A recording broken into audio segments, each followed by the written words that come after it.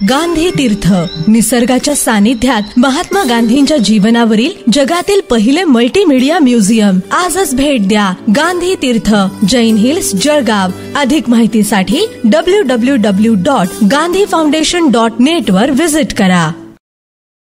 महाराष्ट्र आदिवासी समाजात मोठ्या आदराने आणि अभिमानाने नाव घेतले जाते ते म्हणजे सुनील भाऊ गायकवाड यांचे.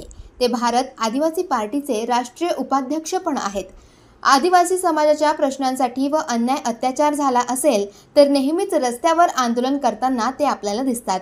मात्र ते आता विधानसभेमध्ये दिसणार आहेत, कारण त्यांना नुकतेच वंचित बहुजन आघाडीचे अध्यक्ष ॲडव्होकेट प्रकाश आंबेडकर यांनी मित्र पक्ष म्हणून चोपडा विधानसभा मतदारसंघातून उमेदवारी जाहीर केली आहे. तसेच भारत आदिवासी पार्टीकडून राज्यात 25 विधानसभा लढवण्याची घोषणा सुद्धा करण्यात आली आहे. एकूणच राज्याच्या राजकारणात मोठी खळबळ उडाली आहे. भारत आदिवासी पार्टीचा फटका कोणाला बसेल यावर राज्यात राजकीय विश्लेषक चर्चा चालू आहेत. चोपडा मतदारसंघातून दलित, आदिवासी, ओबीसी, एकताचा वंचित व भारत आदिवासी पार्टीचा फॉर्म्युलाने राज्यातील महाविकास आघाडी व महायुती सरकारचं गणित बिघडणार हे निश्चित दिसतंय.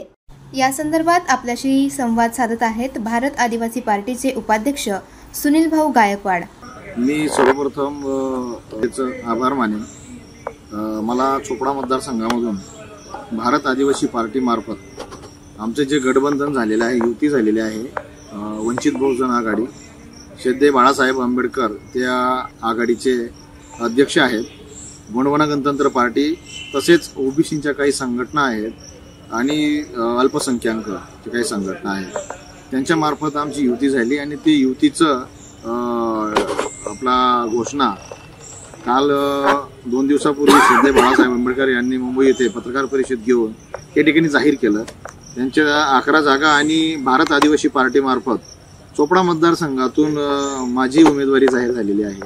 आणि त्याबाबत विषय असा आहे का अनेक वर्षापासून अनुसूचित क्षेत्रामध्ये ज्या रिझर्व्ह सीट आहेत, राखीव जागा आहेत, यांच्यामध्ये खरं रिप्रेझेंटेटिव्ह ज्याला आपण म्हणतो, खरं नेतृत्व आदिवासींचं ते विधानसभेमध्ये गेलं पाहिजे. ते गेल्यानंतर खरे आदिवासींचे प्रश्न सुटतील. गेल्या 80 वर्षामध्ये जो प्रयोग भारतामध्ये आणि राज्यामध्ये झाला का आदिवासींना फक्त आदिवासींच्या जागांवरच लढवलं गेलं, परंतु जी आमची आघाडी झाली त्यांचे अध्यक्ष जे आहेत श्रद्धेय बाळासाहेब आंबेडकर यांनी एक खूप मोठी ऐतिहासिक घोषणा केली का आदिवासी हा फक्त रिझर्व्ह जागेवरच नाही तर तो ओपनचे जे जागे आहेत, अशा काही जागा आहेत 22 राज्यामध्ये का त्या ठिकाणी 40% लोकसंख्या मतदान हे आदिवासींचं आहे आणि अशा जागांवर देखील आदिवासी उमेदवार आम्ही देणार आहोत. आणि ही खूप मोठी ऐतिहासिक घोषणा आहे. आतापर्यंत कोणत्याही पार्टी पक्षाने अशी भूमिका घेतलेली नाहीये. फक्त आदिवासींचा उपयोग मतांसाठी, राजकारणासाठी, स्वतःच्या पक्षांची आपला पोळी भाजून घेण्यासाठी करण्यात आलेला आहे. मात्र आदिवासींचे प्रश्न हे आदिवासींचेच राहिले आहेत आणि आता खऱ्या अर्थाने खरे उमेदवार विधानसभेमध्ये गेले पाहिजेत अशी भूमिका राज्यातील आदिवासींनी घेतलेली आहे. आणि भारत आदिवासी पार्टी ही आदिवासी समाजाची एक मोठी चळवळ आहे आणि आदिवासींचे प्रश्न हे सुटले पाहिजेत. तर सामाजिक दृष्ट्या नाही तर राजकीय दृष्ट्या देखील आम्हाला एक मोठ बांधावी लागेल आणि राज्यामध्ये आम्ही ती मोठ बांधलेली आहे. पहिली सभा आम्ही चोपड्याला 30 तारखेला घेतलेली आहे. त्याच्यामध्ये प्रमुख मार्गदर्शक म्हणून श्रद्धेय बाळासाहेब आंबेडकर तसेच भारत आदिवासी पार्टीचे आणि आदिवासी समाजाची आन बान शान असलेली एक आयडॉल आमच्या समोर उभं राहिलेलं आहे. ते म्हणजेच वर्तमान विद्यमान सांसद राजकुमार साहेब हे महाराष्ट्रामध्ये पहिल्यांदाच खासदारकी घेतल्यानंतर, शपथविधी घेतल्यानंतर महाराष्ट्रात येत आहेत आणि संपूर्ण महाराष्ट्रामध्ये त्यांचं स्वागत आहे, सत्कार आहे. यासाठी कमीत कमी 20,000 लोकसंख्येचा मॉब त्या ठिकाणी जमणार आहे आणि आम्ही त्या ठिकाणी त्यांचं स्वागत करणार आहे. भारत आदिवासी पार्टीचा आणि आमच्या युतीचा जो अजेंडा आहे तो हा आहे का अनुसूचित क्षेत्र आहे त्याच्यामध्ये जी जमीन जंगलचे खरे मालक आहेत त्यांना आज विस्थापित होण्याची वेळ आलेली आहे. मोठ्या प्रमाणामध्ये आदिवासी क्षेत्रामधून आदिवासींचं विस्थापन चाललेलं आहे.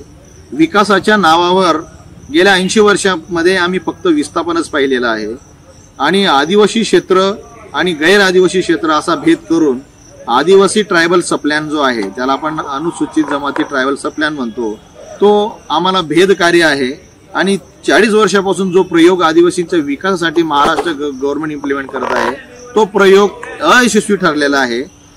आदिवासी क्षेत्रासाठी 85% निधी खर्च होतो आणि OTSP एरियासाठी आमचा 15% निधी खर्च होतो आणि मुळातच ट्रायबल एरियापेक्षा नॉन ट्रायबल एरियामध्ये लोकसंख्या आदिवासीची जास्त आहे आणि म्हणून जो नॉन ट्रायबल मधला जो आदिवासी याच्यावर सतत अन्याय होत आलेला आहे, याला न्याय कसा मिळेल, त्या ठिकाणी जो आदिवासी आहे त्याचा शैक्षणिक दर्जा कसा वाढेल, त्याच्यावर त्यांना रोजगाराच्या संधी कशा मिळतील आणि म्हणून आम्ही आदिवासी विकास विभागाचं विस्तारीकरण करण्यासंदर्भामध्ये खूप मोठा प्लॅन आदिवासी भारत पार्टीकडे आहे। तो असा आहे का आम्ही मागणी केलेली आहे राज्यामध्ये आदिवासी MIDC असायला हवी, ट्रायबल मेडिकल हब असायला हवं, ट्रायबल युनिव्हर्सिटी आम्ही मागणी केलेली आहे, आदिवासी विद्यापीठ।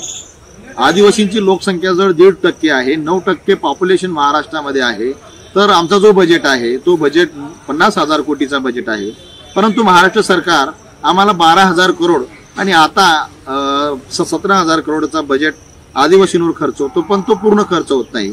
8 ते 9,000 कोटी खर्च होतात, बाकीचे पैसे हे सरकारी यंत्रणा जी आहे, जे ठेकेदार आहेत पार्टी पक्षाचे, यांच्या दलालांच्या खिशात जातात आणि परिणामी आदिवासी हा उपेक्षित राहत आहे।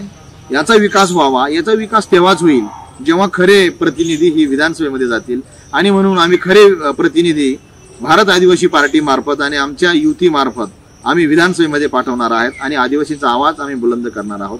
त्यासोबतच आमचा महिलांसंदर्भामध्ये आमचं धोरण आहे का महिलांना समानतेचा अधिकार दिला पाहिजे, किमान 50% रिझर्वेशन विधानसभेमध्ये देखील असायला पाहिजे, अशी भूमिका आदिवासी पार्टीची आहे। तसंच जे शेतकऱ्यांचा MSPचा प्रश्न आहे, मिनिमम सपोर्ट प्राइस, या संदर्भामध्ये भारत आदिवासी पार्टी अख्ख्या महाराष्ट्रामध्ये जन आंदोलन उभं करणार आहे आणि शेतकऱ्यांनाही न्याय कसा मिळेल, MSP यांना कशी लागू होईल, आम्ही त्या प्रामुख्याने ते आमचे केंद्रबिंदू आहेत। कारण शेतकरी हा मूळ केंद्र आहे राज्याचा। शेतकरी हातात झाला, हतबल झाला तर खऱ्या अर्थाने तो आपण त्या राज्याचा विकास करू शकत नाही। आणि अनेक जे सरकारे आली, या सरकारांनी शेतकऱ्यांचे प्रश्न फक्त चर्चेला आणले, सोडवले नाहीत, शेतकऱ्यांचे प्रश्न बिकट केले आणि म्हणून आम्ही शेतकऱ्यांचे प्रश्न सोडवण्यासाठी अग्रेसर आहोत। आणि शेतकऱ्यांनी जर आमचं सरकार आणलं की राज्यामध्ये आमचं जे आघाडी आहे या आघाडीचं जर सरकार आणलं तर राज्यामध्ये सर्वात अगोदर शेतकऱ्यांचे प्रश्न सोडवले जातील।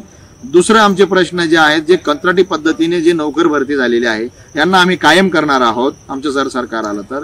तिसरं जे आहे ट्रायबल युनिव्हर्सिटी आम्ही आदिवासी आपला महाराष्ट्रामध्ये स्थापन करणार आहोत। आम्ही आदिवासी युनिव्हर्सिटी पासून आदिवासी MIDC आणि रोजगाराच्या ज्या संधी आहेत त्या आम्ही अनुसूचित जमातीच्या मुलं नव्हे तर जे OBCचे आहेत, जे अनुसूचित जमातीचे आहेत, यांच्यामध्ये देखील फार मोठ्या प्रमाणामध्ये बेरोजगारीचा प्रश्न आहे आणि हे सर्व प्रश्न सोडवण्यासाठी आमचं सरकार येणं महत्वाचं आहे आणि आमचं जर सरकार आलं तर हे सर्व प्रश्न आम्ही प्रामुख्याने सोडवणार आहोत।